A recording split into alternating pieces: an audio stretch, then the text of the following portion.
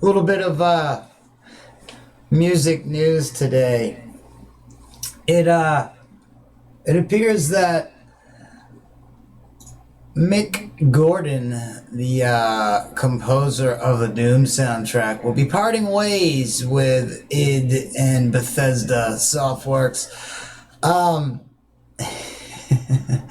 You know, sometimes people, they get a little maybe too big for their britches, or they get their head a little blowed up, and they don't think before they run their faces because they're, worried about their pride or whatnot. Well, apparently the new soundtrack's been put on blast by a bunch of people, no pun intended, and the quality has really taken a hit. And a lot of people are wondering, well, what the hell? How come the 2016 soundtrack sounds awesome, and then with the 2019 soundtrack, there's like a quarter of it that sounds like the 2016 one did, and then the rest of it, there's even video of people putting it through Audacity and showing the sound waves just completely compressed. I mean, compression is used, in music a lot to get the most,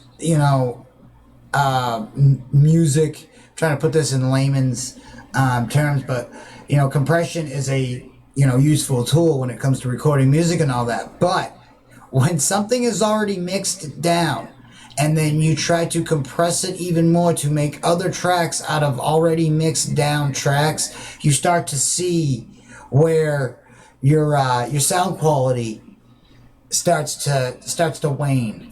And well, that's what happened. And so Mick Gordon, having pride in his work and everything, and we won't fault the man for that. He had mentioned that, oh, well, I didn't do that, and I wouldn't have mixed that like that. And he started basically shitting on the soundtrack, and he ended up kind of putting himself on blast, because come to find out, he was the reason that the soundtrack sounds like shit to begin with.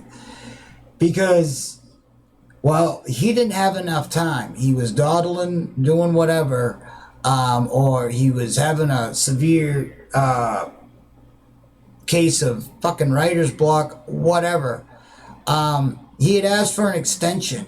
And for those people who want to know why, Doom had been delayed or whatever, well, he was part of that reason, I would imagine. With that being said, they have deadlines to meet, and they start losing money by the minute when they don't meet those deadlines, and they have pre-orders that when they don't meet those, by contractual obligation, they have to return that money. That is not good business tact. So, Mr. Mick Gordon, he couldn't get it done. So they hired another guy, and he basically took all of the material that he could and produced a soundtrack out of it.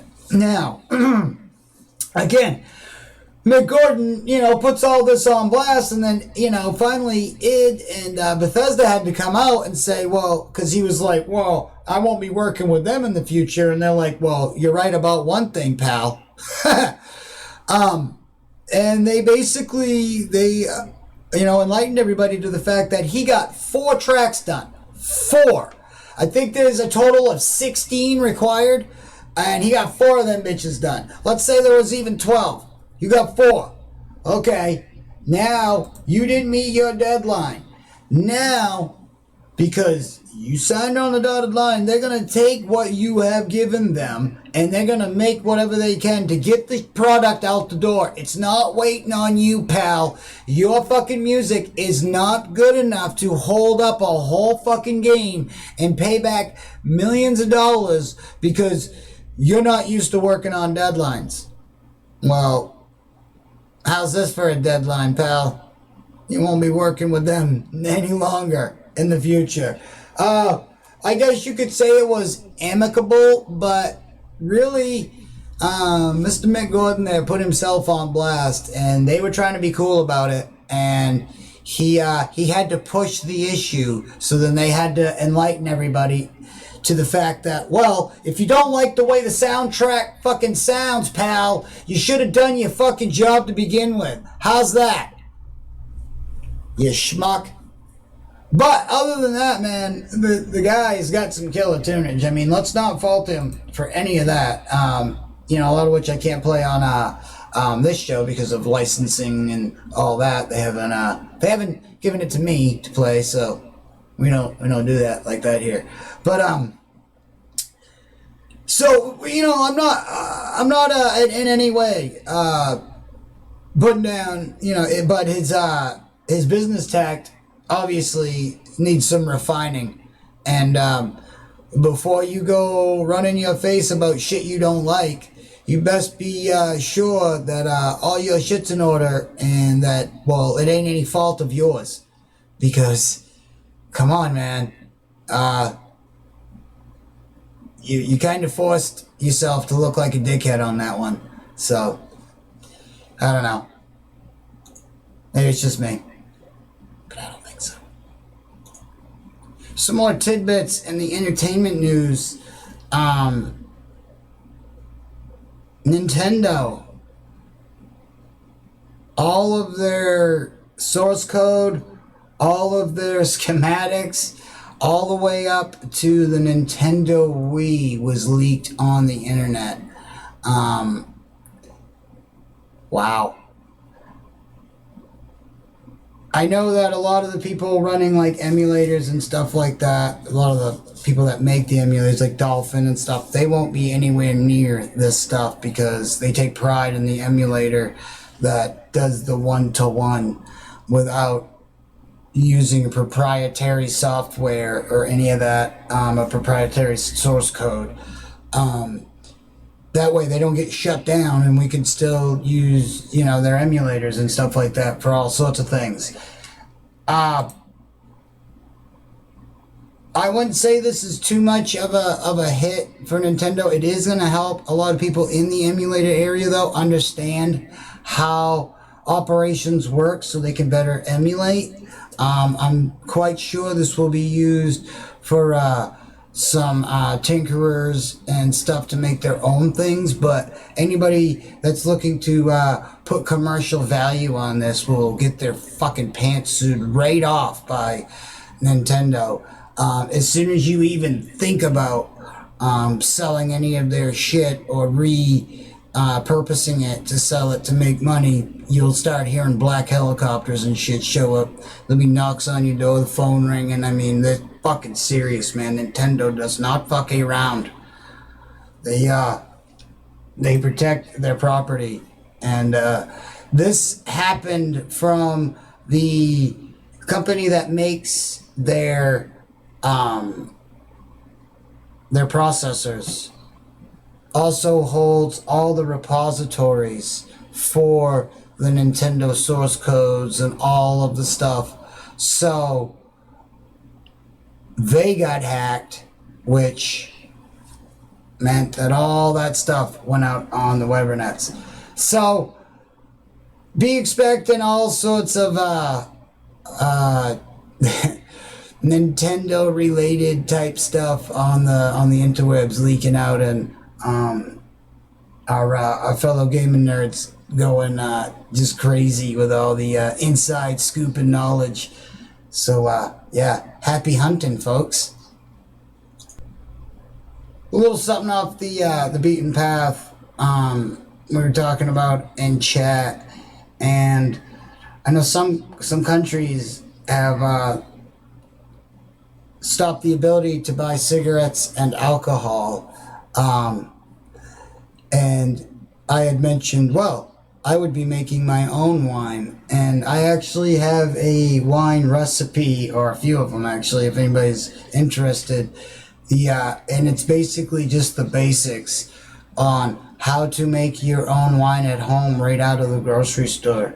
Just get some highly active yeast, a bag of apples, some a bag of grapes, cut them all up, put them in a bucket, get a 5-gallon bucket, get 5 things of concentrate. There can't be no preservatives, no nothing in it. It has to be 100% natural apple juice or grape juice, white grape juice preferably.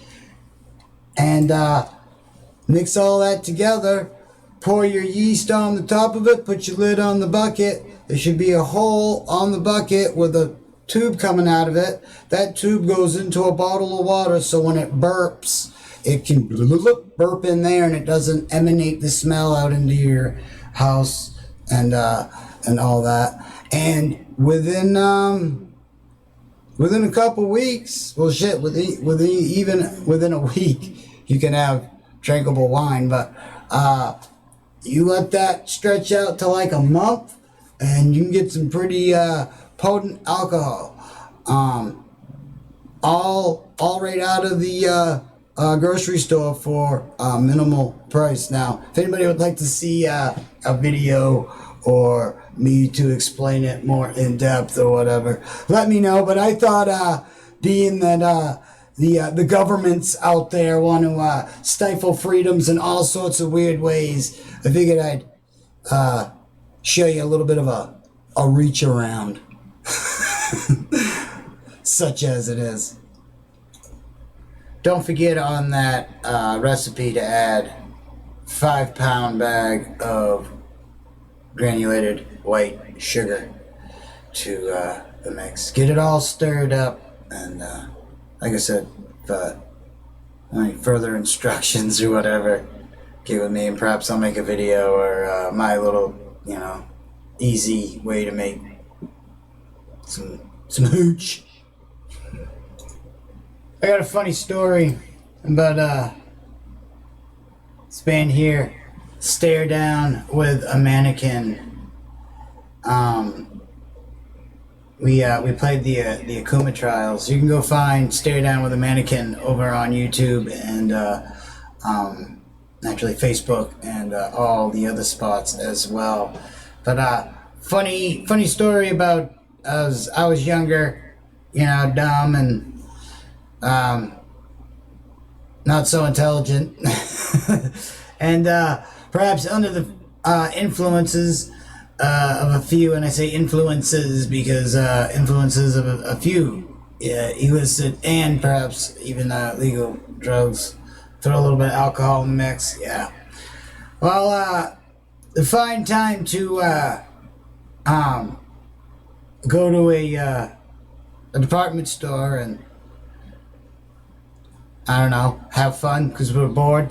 Well, out of the corner of my eye, I see this person friggin', looking at me. I kept, thinking that, that we were being, followed and stuff like that. So I snatch around, and I ended up facing off with this mannequin. And I figured, well, fucking go big or go home. So I got right in this thing's face, and I was like, I'm betting he's gonna blink first. And I grabbed a hold of it and got all frisky with it and everything. The department store did not see the humor in any of this. And don't be an asshole. I was promptly asked to leave and escorted to the door. But yeah, see, and that's just a little way that music can elicit some fun, good time memories. And yeah, so that's my little to do with a mannequin in a department store. At the end of the day, the mannequin won. A little something I think we've all noticed that, and we see it in a lot of our media people, like, and I'm not trying to put these companies on blast, I'm just using them for an example, but kinda am putting you on blast. like Loudwire, and other ones like that. There's even Blabbermouth out there and stuff like that. But Loudwire more so. There isn't a whole lot of news to be had when everybody's kind of locked up. And so people have been focusing more on, drama aspects and kind of not news and making news where there isn't.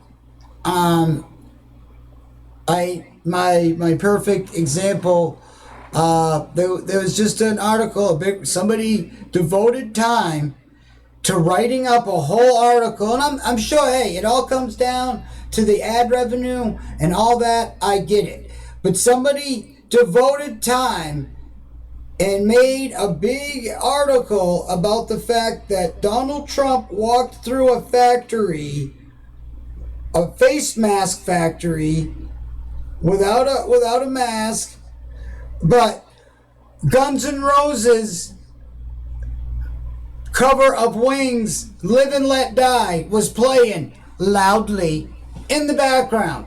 Fucking music news! Yes! I win the music news for the day! Ha ha! What? Are you fucking kidding me? Come on, man. This shit is not news. This is not news. This is like, yeah, today I had Good Against the Living on while I made myself a bowl of cereal. I was not wearing pants, but I was listening to Good Against the Living's Surface of the Future. Fucking print that shit, yo. Come on, man. We can do better than this, and people need to start calling this bullshit out. And don't accept crap from you fucking media companies. Come on, man. I mean, I know a lot of you are wrapped right up in some of this shit on the other media, but come on.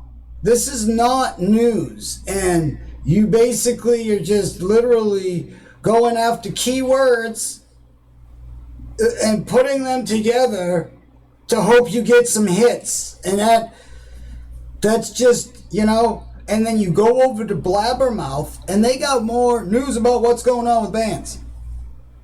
Like I said, I'm not trying to put you out on blast, kind of am, but still, why can't you be more like Blabbermouth, Loudwire? I mean, really?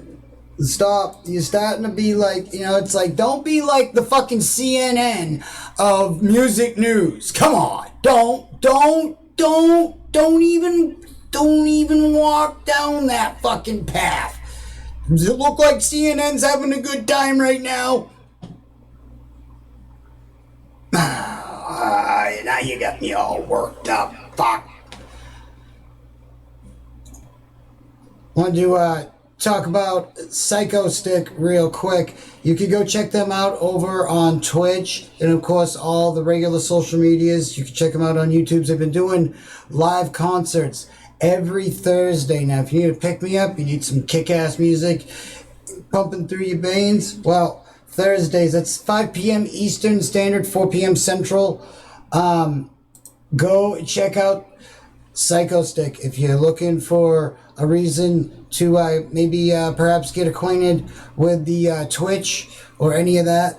They're a good window into that. There's also Matt from Trivium. There's a lot of people over in the Twitch area involved with all of the music stuffs. So I recommend going and checking out a Psychostick as well as a ton of others over on Twitch, and of course go check them out over on YouTube. And don't forget, every Thursday they do live concerts, streaming to you from them on the YouTubes. I don't know, are they doing it on I think it streams on Facebook, Twitch, and all that as well, but I'm not sure. I thought it might not have been Facebook, but anyway, they're streaming on Twitch and YouTube and all that other good stuff. So make sure you go get hooked up every Thursday and get wicked with some kick-ass tuning. Psychostick. If you liked what you saw here, forget to comment, like, subscribe. You can find all sorts of more vids like this in the descriptions and all that. You can find all sorts of links and stuff like that. Everybody out there, hope you have a good day. Hope you found this enlightening. Stay wicked. Stay safe. Dig it.